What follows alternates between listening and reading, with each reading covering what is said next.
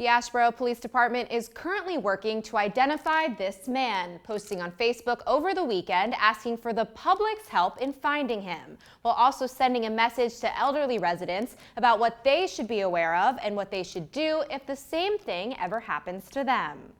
Most of us know all too well about scams and the rising number of ways scammers are trying to get us. And unfortunately, some are more vulnerable to it than others.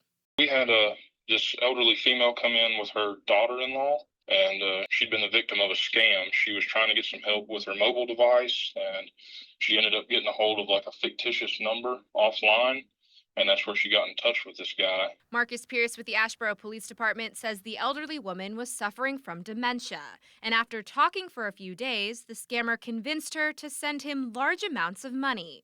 He convinced her to load some money on some various gift cards and then give him the codes off the back of those. And then he ultimately ended up convincing her to put a large sum of cash into a package. In total, she sent him approximately $4,000 on various gift cards and $25,000 in cash. Pierce says this sadly isn't new to him or the department.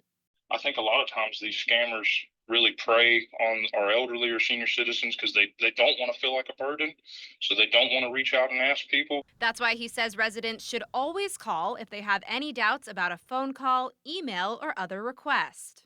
Stop, reach out, ask a loved one, call your local police department, your local sheriff's office. He also recommends people to report what happened so they can potentially get justice. I think a lot of times some of these go unreported because they do feel ashamed. I would really encourage people not to feel that way. Please reach out just as soon as something happens. And also to prevent others from falling victim to a scammer too.